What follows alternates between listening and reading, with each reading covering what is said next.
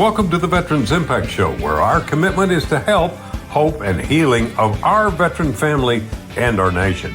I'm Jim Blythe, a U.S. Navy veteran and a certified senior advisor.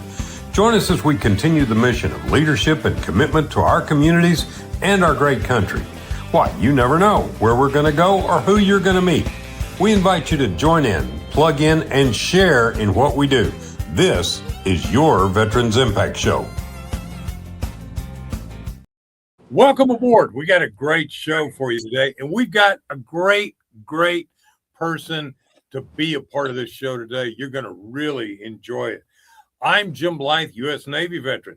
Joining me, my co-host, my pastor, Cedric White. Amazing in what you do for marriage counseling to active duty military and veterans.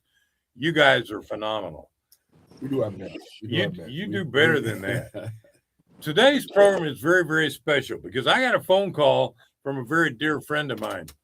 He is also a Navy veteran, and he was talking about another Navy veteran that I'd heard of but never met. Ladies and gentlemen, I want you to meet Rex King, who is an amazing brown water Navy sailor, and Doc Ballard, Medal of Honor winner, Vietnam. So welcome aboard, gentlemen. Howdy. We're sitting here enjoying life. Yeah. Thanks for having us on.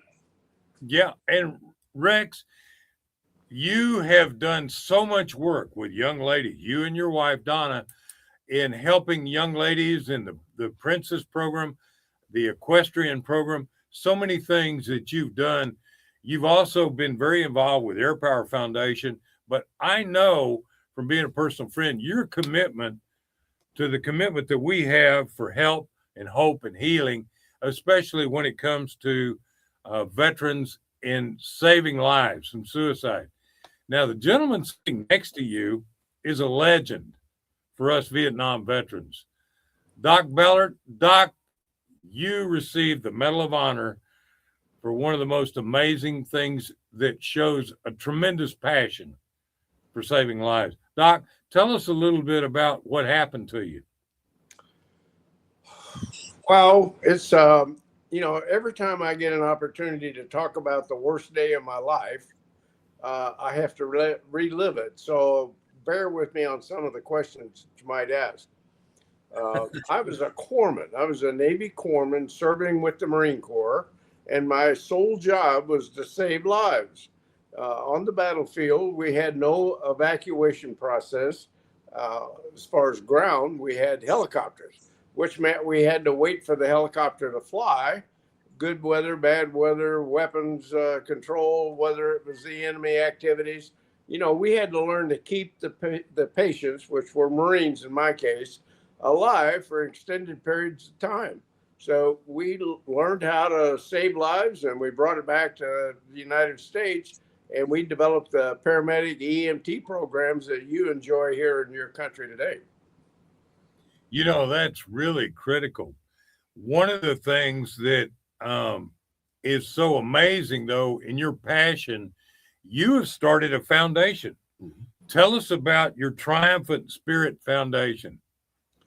Well, it started out before I did, and I was able to take it over and kind of change the mission to apply to what my mission statement was involving, and that was saving lives. And if you go on the website, there's several Triumphant Spirit Foundations out there. You just have to search for the one, because it's almost 30 years old, and it's been used and abused over the years.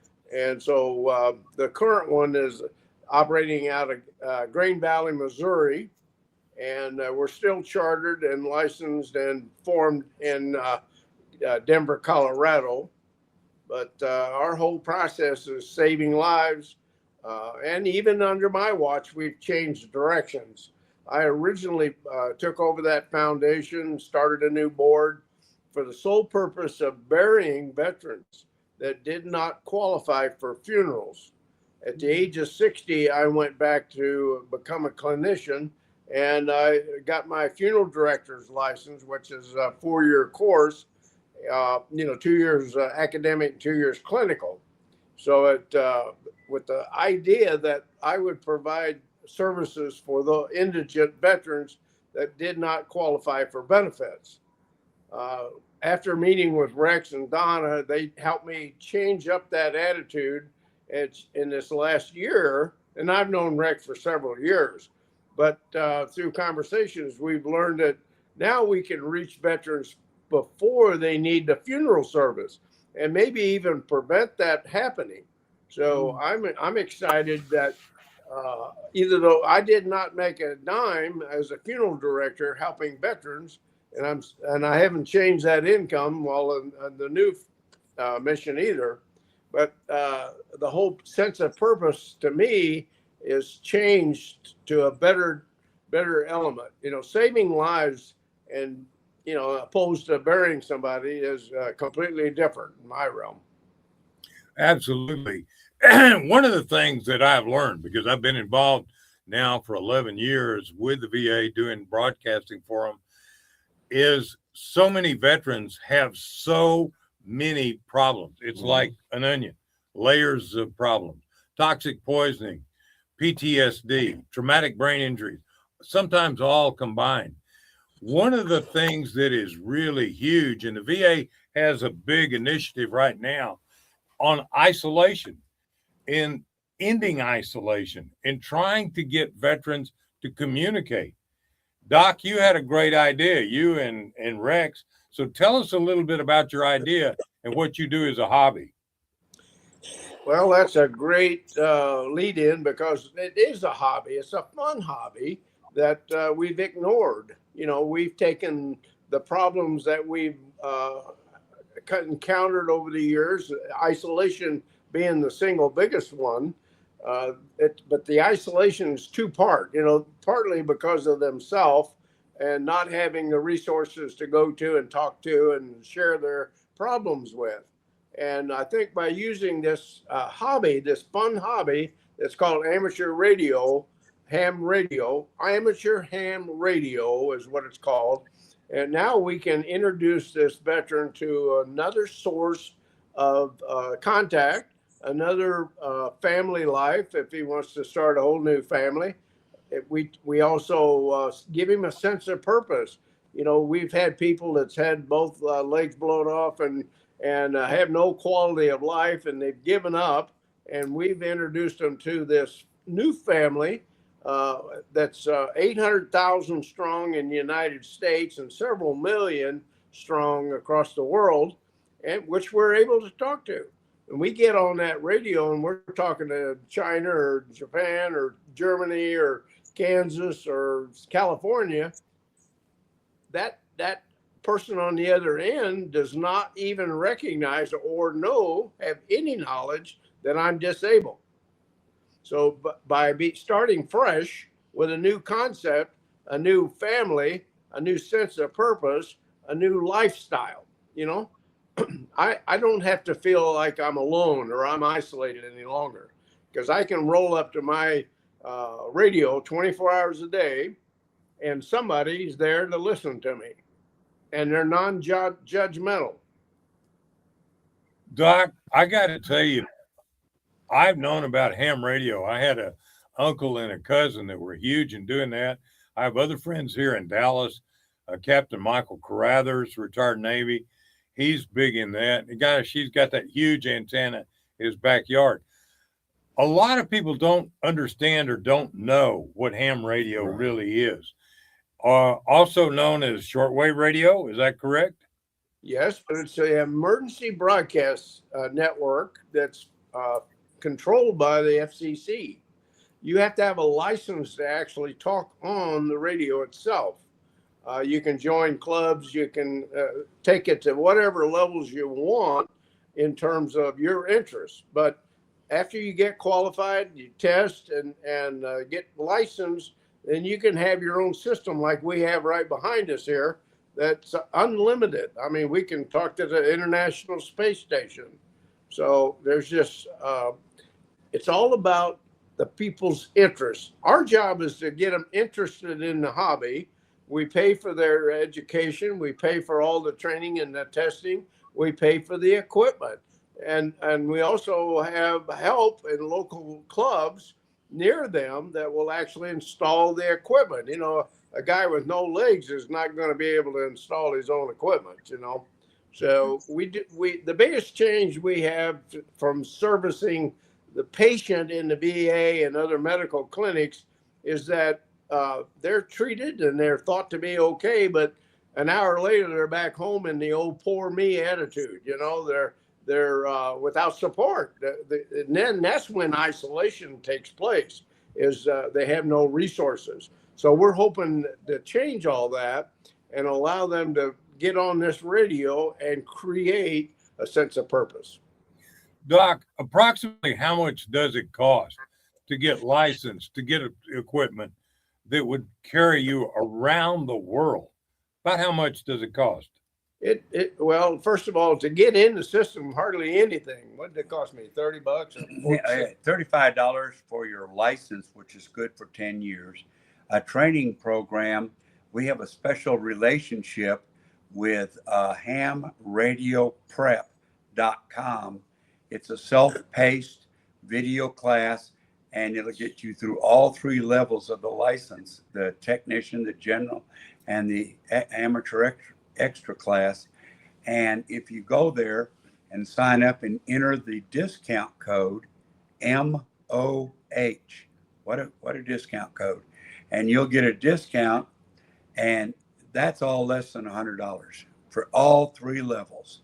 And then equipment, depending on what your budget is, you can start out with a radio that costs less than $30, or you can move up to a little bit larger. And but I've been a ham since 1958. That's before most people were born. So yeah, it really hurt, didn't it? Yeah, I was born in the first half of the 20th century. Then people, as the years go by, keep adding to their station, like we have here. We have a 72-foot tower with a 80 through 10 beam up there, rotor, amplifier, state-of-the-art equipment. But we trade up for that. And where do we get that trade up? We go to Hamfest. And Doc and I have been, along with Donna, have been to Hamfest from Orlando, Houston. We were in Kansas City. Then we were over in Tennessee, yeah. Kentucky. And next week we'll be in Dayton, Ohio for the Mac Daddy of all the ham radio club fest. And it's an enormous number of people. It's sold out a year in advance, but we were fortunate to get a booth there. I think we'll be at 5104 at Dayton, and we're gonna work hard for 3 days. Boy, that's for sure. I've done a bunch of events and things like that, and had a booth and worked myself half to death. But what's so important is isolation kills. So this is what you're trying to do, is get people excited. I remember being over at Mike Carruthers' house, and he got on the air and just to show me. And next thing we know, he's talking to somebody in New Zealand or Australia. Yeah. It was neat. Now, you said you got directions, so can you direct that beam to like Europe if you want to, or direct it to Australia? Absolutely. I just there's a rotor back there. I just turn it to a compass point, and that's where I'm sending my signal. Let me tell you briefly about a story. There's a friend of mine that I grew up with. His name's Carl, and we went through elementary through high school together. With the draft board on our six, back then, the recruiters for the various services had quotas like they do today, but back then they would only take so many because the draft board was getting the rest. You're going to go one way or the other. Yeah. Anyway, I wound up in the Navy and Carl in the Marines. And he and I spent some time at the same naval hospital licking wounds. And his wife at the time walked in and threw her wedding rings down on his bed covers. And he had a baby he had never seen because he lost his eyes before he had an opportunity to even see a picture of her. Anyway, he was in an incredibly dark spot in his life. I was too, but I had a ham radio. So working with him, I got him his ham radio license, helped him get it. I didn't get it, he did. And he is still active on the ham radio today.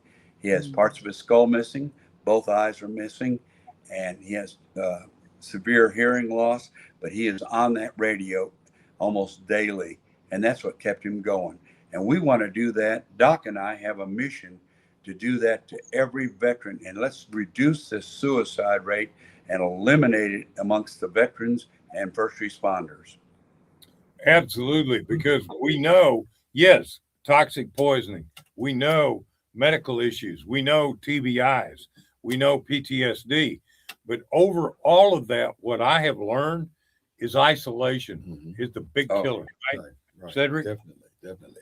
And as you were talking, Rex, it made me wonder. I was like, okay, I get my radio, I get my license, right? How do I, if I'm new to this, how do I start to engage, right?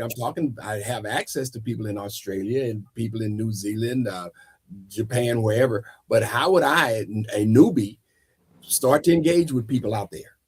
Well, that's part of our mission. We will get you lined up with a local ham radio club. If you want to build an antenna outside, they're going to come help you do it. If you want to get set up, if you want to learn how to operate all your gear, and you can get some used gear that will do just everything I've got here as a starting point. I mean, you don't have to go out and buy the Cadillac immediately. You get on the air, get used to it, get to talking. There's all kinds of events. Last week, Doc and I were on a thing called Parks on the Air, where you go and set up a portable HF or shortwave station at a national or state park, and then you make contacts with people everywhere, all over the globe, and you log it in and you get prizes for the numbers of people you communicate with. And we went to 3-4 parks? Yes. And that was fun too. it was. Okay, And guys, let's take a quick break to hear right. from all of our sponsors, because this is a great conversation. Yes. I love the idea, saving lives with ham radio by making connection. And you know what? They hadn't even got any pork chops either. Right. No. I like ham fest. I like ham fest. I like ham. I tell you what, Lynn Toomer is a Marine here in Dallas. He is a barbecue champion. He could do a job. All right, we're going to be right back. From all these words from our partners, this is your Veterans Impact Show.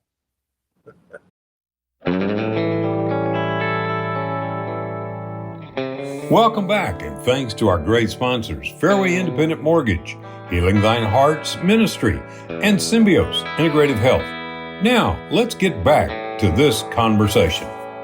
Well, welcome back. Right here from Healing Thine Hearts with Big Jim Blight. We're both your Veterans Impact Show. We have a couple of guys here who are literally saving lives. They're literally engaging those veterans who have been known to isolate, known to shut themselves off. And by doing so, that tends to give you that dark mindset that may lead to even worse lifestyles or lack thereof.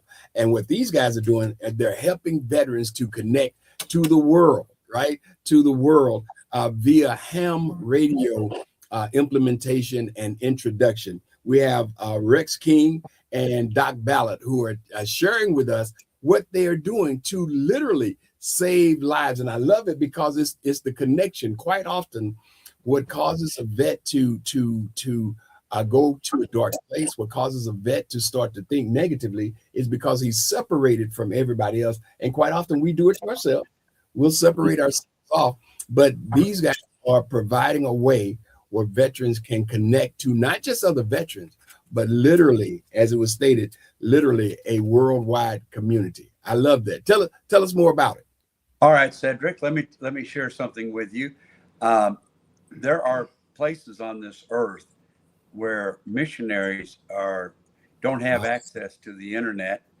They don't because it's restricted in their country, and I'll give you an example. There's a group of missionaries that I work with in northern Malawi in Africa. And if you don't know where it's at, you're going to have to go look. It's a landlocked nation in Africa on the eastern side. And there's a group of missionaries there, and they can literally send me their emails digitally over the shortwave radio. And my radio then connects to the computer, which connects to my Starlink out here, my internet, and sends their emails for them. And they can receive emails as well. I can tune in.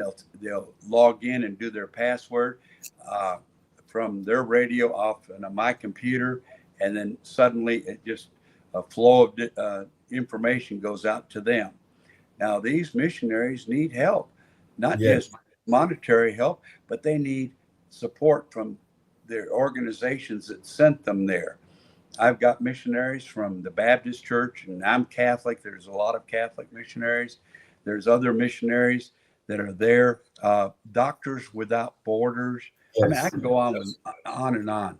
And one time I was listening on a frequency that's used for maritime mobiles, and I heard a Japanese fishing trawler. You've seen the ones on America's Deadliest Catch. Mm-hmm. Well, they're small because they're able to go into port and offload their catch. Right. A Japanese fishing trawler in the same area has to have a complete processing plant on board the ship, so they have 29 people instead of 5 or 6. Okay. And this particular Japanese trawler went PAN, which is the international distress signal for maritime mobile, and his signal bounced right over Hawaii and Alaska. I heard it just north of Fort Worth, Texas. So I pick up the phone and I called the Coast Guard at Pearl. They were a little shocked, but nevertheless. And I told them the latitude, the longitude, and how many souls were on board. There were 29 souls. They sent out a C-130 that dropped rafts and supplies, and a Japanese Coast Guard vessel was able to rescue all of them. Now that'll make you feel good.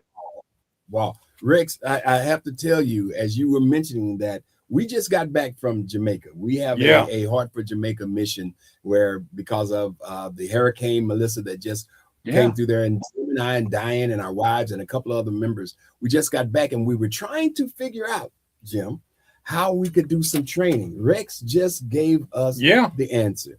He just gave us the answer as to how the training that we were trying to do for those guys. I believe he may have just given us the answer. Yeah, because they don't have internet. No. In much of the western side of Jamaica. Oh, yeah. A lot of people don't know. Well, they may know about the Hurricane Melissa, but they don't know that it got classified as a new category, a category 6. Wow. 215-mile-an-hour winds. And it stayed over the island for 4.5 hours. Yes. Wow. Normally, it's across the island 45 minutes. We're close friends with the transportation director of the western side of the island, where it was hit the hardest. So that's one of the reasons we've been there, and that's a great idea. Yes, we can do that. When he was talking, well, I was like, let me interject. We have people on the air doing Bible study classes, and it's evangelizing to the world. And people log in or check into these nets, we call them, from all over the states and all around the world, who are thirsty for the word. Awesome. I love it. I love it. We're doing a deal called Men in Battle, and we're going to start another one. I'm going to start it probably in June or July. And I'd love to plug into something like that. Now, I know I had a radio communications license many years ago when I got started doing radio, but I would need to redo that today, and shouldn't be that difficult to do, should it? No, it's not. Excuse me just a second. We've got somebody at the front door. No problem. It always never happens any other time, right? No. And you're there at Rex's house out Yeah. I am. I'm right here in Rex's home. And, I think what's important for us to talk about is that we're trying to get the word out, but we're also growing it in every capacity. If you want to talk to your buddy that you served with, there's a group that we're putting together that involves all those people, so you're not limited by anything except your desires and your imagination. And of course, we have to recruit members, but the more that we get in like type, same minded categories, same units, same type of units, same categories. And part of that category is that we're starting a Medal of Honor club. And that club, anybody can join through a local club. And in doing that, they're able to get training in areas that they desire, whether it be spiritual on one day, it might be fly tying on Tuesday afternoon, and maybe fly fishing on Thursday, auto mechanics, we're going to put together a new trend and a new exciting communication system, if you will. So it has a lot of potential. We don't even know what we can do with it. You bet. Let's take a break real quick. This is your Veterans Impact Show. Cedric and Jim will be right back after these words from all of our partners.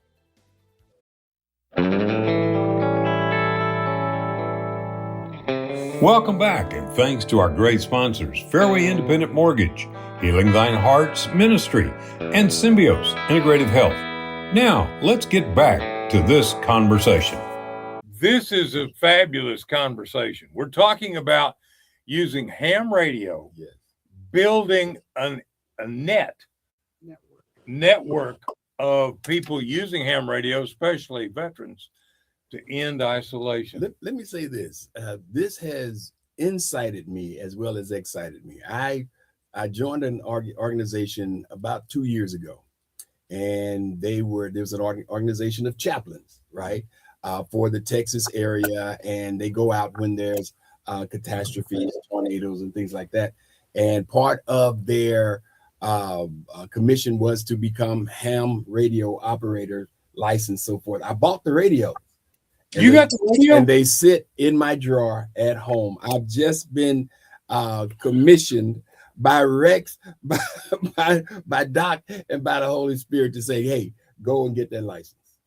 Hey, good. I'll do it. Yeah. Now, I'm the big ham between the two of us. We've been hams all our life. Doc, I know. Hey, I got to tell you, when Doc's birthday, we're both born in December. We've known it. We joined the Navy in '65, and we both retired in 2000, if that's not coincidental. But just after Doc's 80th birthday in December, he took not only the technician class, but he took the general class license within 2 weeks. Wow. Now, you tell me if there's anybody that's older that says they can't do it. Now, the youngest ham in Tarrant County is 5 years old. And if you're not smarter than a 5-year-old, I don't know what to tell you. Wait a minute. So, you know what? I have an ace in a hole. I have a magic. My wife, she's the techie. And I tell you what, she'd love that. But we could literally now, we got to go through the process and learn the frequencies, whatever. And like you say, you took a signal from Japan that bounced over Hawaii. So shortwave is not always direct here to there. No. You can be any number of places. Can you expand on that? Yeah, it depends on what frequency you're on.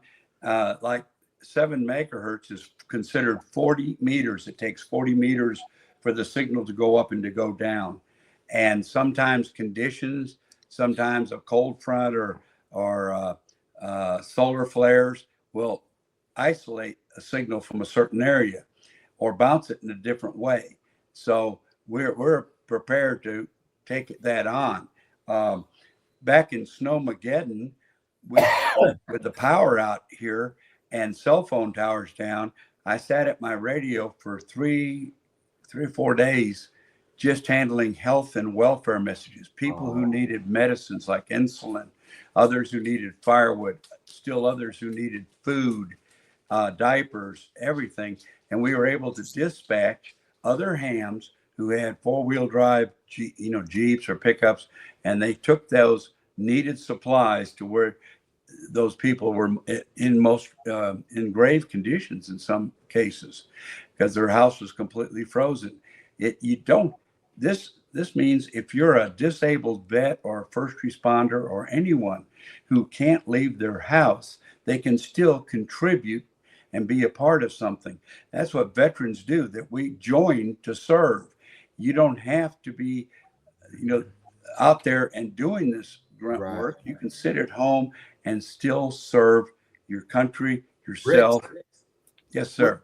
What you guys are saying, you're giving these vets a sense of purpose, right? Regardless of the disability, regardless of the shortcomings, you're giving them an opportunity not just to communicate, right? Not just to de-isolate, if you will, if that's a word, but to have a sense of purpose where they are helping. They have the opportunity to help others, right? Again, that thing that Jim and I talk about all the time, help, hope, and healing. They're able to do that and do it with purpose. And how would we, or could we, working with you guys, find or get connected with or build? We're going to be working with schools in Jamaica.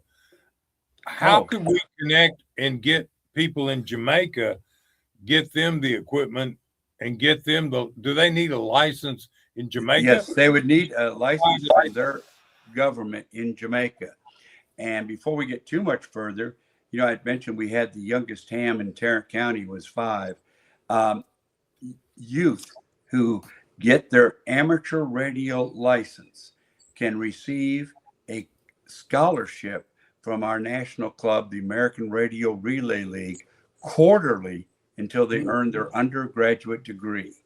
The higher the level of license, the more valuable the scholarship every quarter.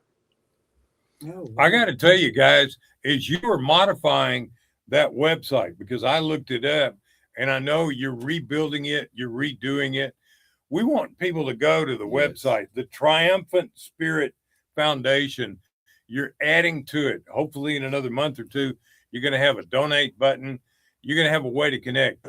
Doc, could you give out your email address, or Rex, give out your email so people can ask questions of you directly? Give us your email address.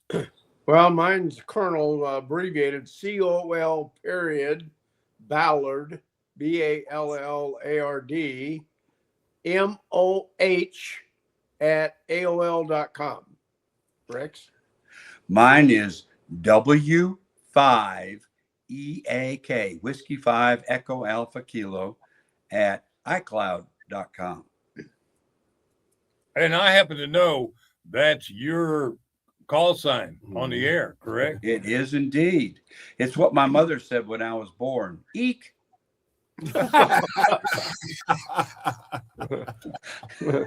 They didn't slap him, they slapped his mother. I wonder why. Yeah. Well, my mother was a Navy vet in World War II. She flew weather missions over the North Pacific while my dad was in the ETO in the Texas 12th Armored Division. Wow. We've got a history. I'm third generation Navy. Now you're first generation. I'm first generation, but there's 3 generations after me, my son and my granddaughter. Yeah. So I started. Nice. Well, very good. Got to start someplace. Yeah. What's your family history? Is that military as well? Because I remember all the males in my family served in the Second World War in Korea. So I grew up with the influence of the military family. And I grew up knowing that I couldn't live in this country for free and that I had to pay back to the community. That's how I got started in scouting at the age of 6. And I've been in a uniform ever since. Give back to the community, pay it forward, pay it reverse, pay it any way you can to take care of others. one of the big things I say to veterans is be a mentor to the fatherless, be a grandfather to the grandfatherless. And this would be one way, because you just mentioned a 5-year-old has got his ham radio amateur license. We could connect with children throughout the United States who are fatherless, who need that extra help, need somebody to talk to, need somebody to guide them, and be a voice in the night. You know what I love about this is, as opposed to all of the, let's just say, stuff that's on social media. Again, what I'm seeing is purpose and reason for a person to be, okay, let's use the technology for something good, aside from let me give you a picture of my cake that I was eating, right? 100%. Yeah, and you know there are restrictions on amateur radio. You can't be a convicted felon or convicted of a crime. You can't use any of the 7 dirty wordies. This has to be a clean situation, and I impress upon the young people we help get licensed that if you go out and do something stupid and wind up in front of a judge, you just lost your federal privileges to operate an amateur radio station. Yeah. Wow. Now, you said something that really piqued my interest. You can connect with the space station. Oh yeah, if the orbit is coming over us, and I've got a computer screen over here that monitors it, and right now it's over between South America, Brazil, and the Ivory Coast. It's in the Atlantic Ocean right now. But if it's flying over the United States, we can track it. It got 42 minutes. I'll tell you a quick story. Medal of Honor recipient Woody Williams. I lived up in Wichita Falls. Okay. Yeah. I lived in Wichita Falls, around the area. I was a rancher up there.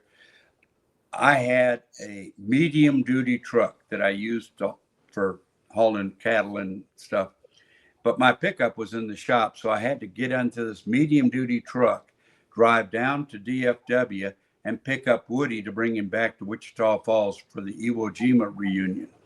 I got him. He looked at that truck and kept looking up and up. It's 3 steps up to the seat. So he gets in it, and I had to let the air out so the thing would go up and down for him. And we headed out, and my radio came to life, and it was the International Space Station talking to some high school kids. Wow. But the kids' bell rang, and they were gone. So I called, and I said, would y'all like to talk to a Medal of Honor recipient? I don't know who was more excited. Woody saying, I'm talking to spacemen. And the Medal of Honor, the astronauts say, oh, we're talking to a Medal of Honor recipient. Wow. We bounced along I-35 up and down in that heavy duty truck while Woody's going up and down in the seat talking to the spaceman. How about that? Rex, only you would pull that one off.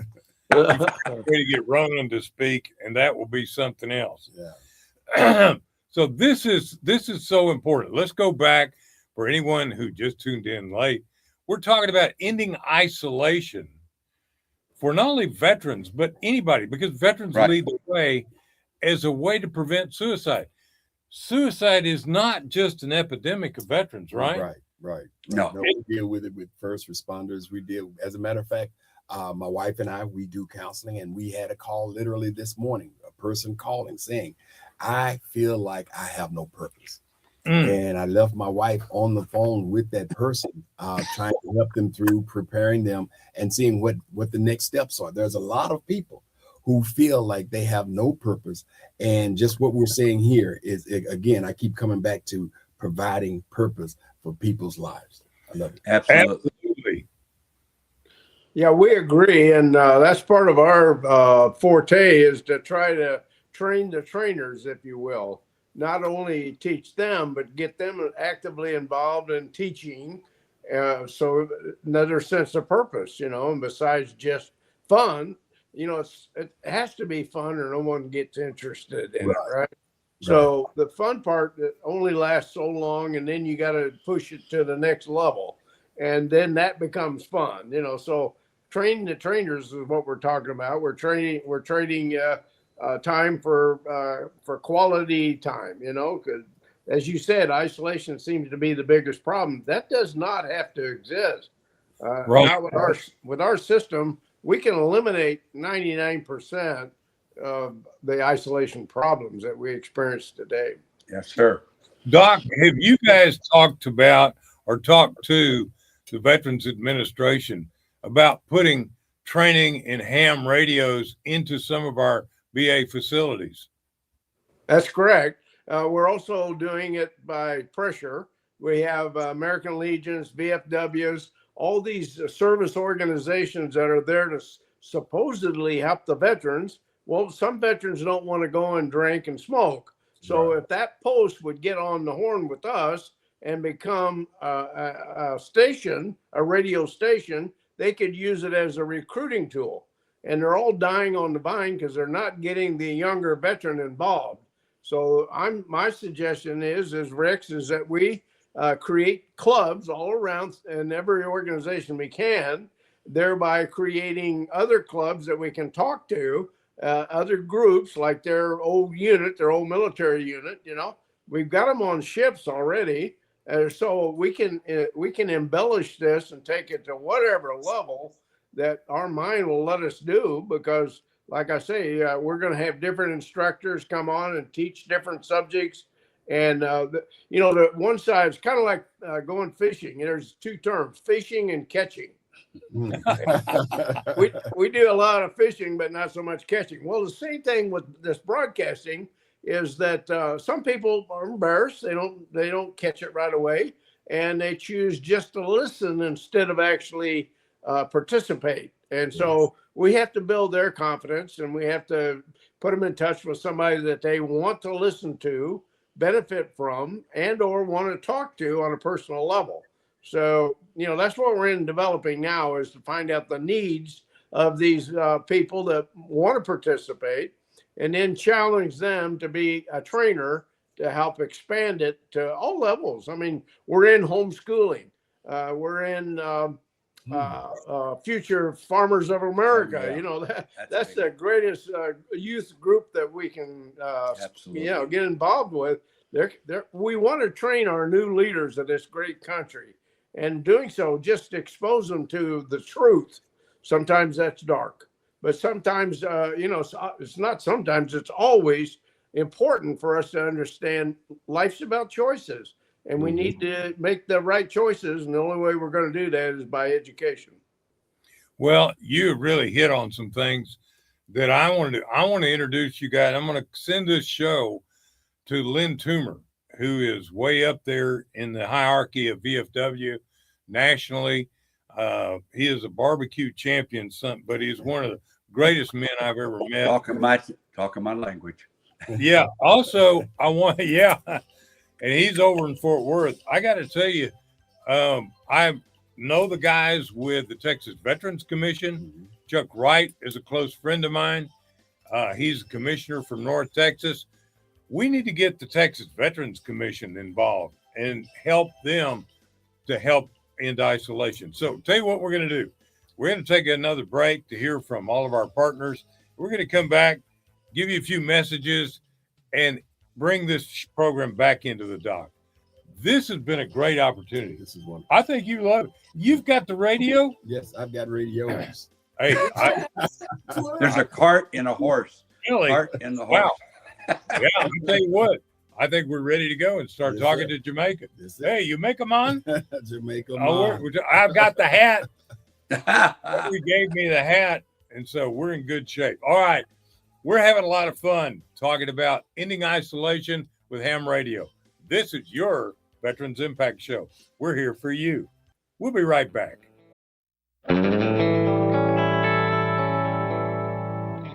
Welcome back, and thanks to our great sponsors, Fairway Independent Mortgage, Healing Thine Heart's Ministry, and Symbios Integrative Health.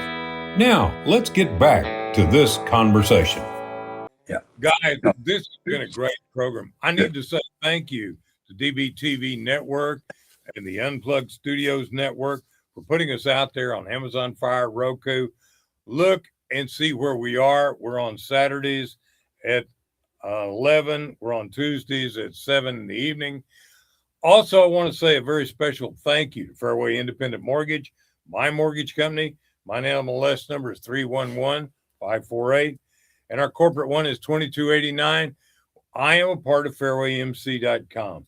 Look us up. We're nationwide. You can even find us in Hawaii. You don't have to have a ham radio to get there. Also, I want to say thank you to Symbios Integrative Health. They're doing so much to help veterans. We're going to see what we can do with Symbios to start our own ham radio club that's saving lives through absolutely fantastic health care. So take a look at symbiosccn.com. And then we want to talk about also Healing Thine Hearts. Yes, sir. Yes, sir. Healing Thine Hearts. Our heart is to build stronger families by strengthening relationships. We do individual, couples, family counseling. We work with veterans, military. We work with first responders, and just anybody who needs spiritual, emotional, psychological help and relational. We love what we're doing here. Our purpose here, working with Jim, is to provide help, hope, and healing to any veteran, any military, anybody that's associated with keeping our country safe. That's what we do. And guys, let me tell you something. There isn't anything more difficult than being married in the military, because if the military wanted you to have a wife, they would have issued you one. Right, guys? Absolutely. 100%. Yeah. 100%. All right. Want to wrap up real quick. Two of the greatest gentlemen that I know from the Vietnam era, both Navy veterans. Doc Ballard, Medal of Honor recipient. Doc, thank you for being on board. Thank you. Rex King, all you do for young ladies, you and your wife, Donna. She needs to get a new TV program, by the way. And I don't know where she squeezed it in. She's writing books. And she's got some great books. What are her books? Real quick, what are the names of them? That are okay, the latest one is called Down at the No Gotti. It's available at donnasnowking.com. It's a novel about young people using their ham radios to solve a crime. And oh boy, Doc is one of the characters in the book. Yeah, that's a good one. Now, Doc, again, let's give out the website for your foundation, please.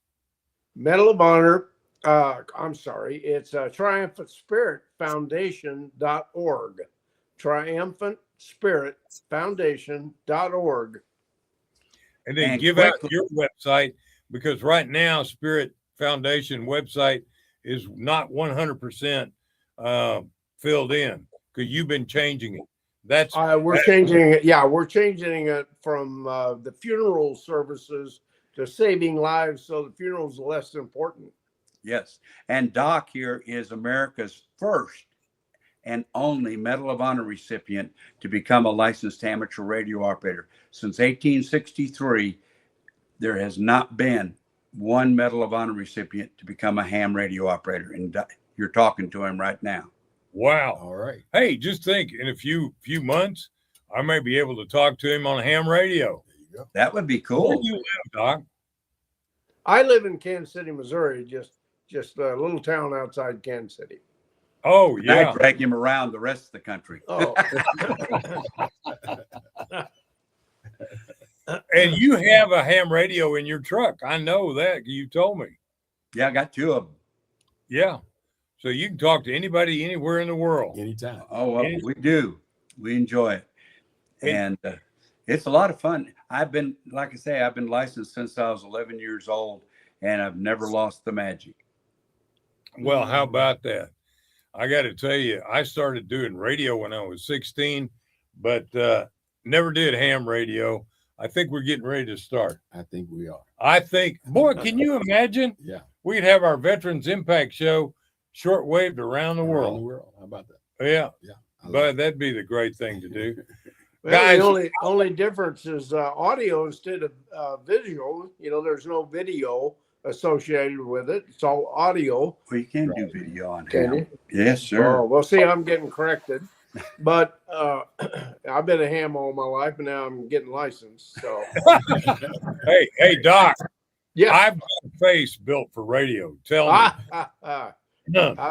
We agree. Yeah. And Thank you. Thank you. well, when I was in Vietnam, I made countless foam patches back to the States, allowing our troops to talk to family members.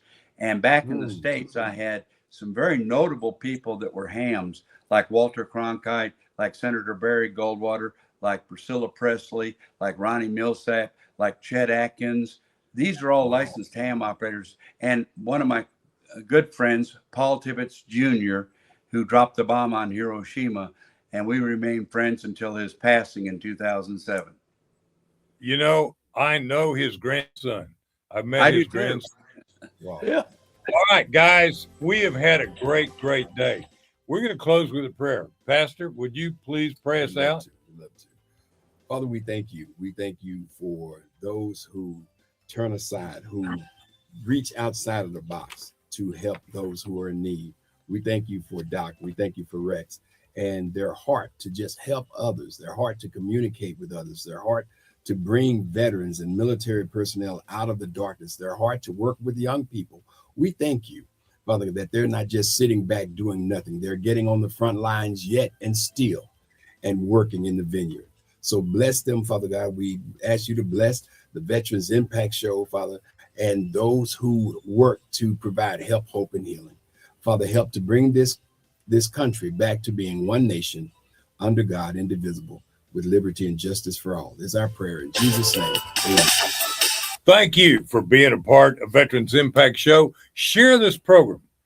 Give it to a friend, especially somebody who you know is a veteran or maybe not a veteran, but they're isolated, they're sick, they're hurt, they're lame. They need to meet other people. They need to get out there. They need a purpose. We just talked about a great purpose, which is communication. We are people that are built to be part of community. And so be part of our Veterans Impact Show community. Join us. Thank you for being on board. Follow us. Let me tell you something. Let us know and we'll help you. Good day and thank you for being on board.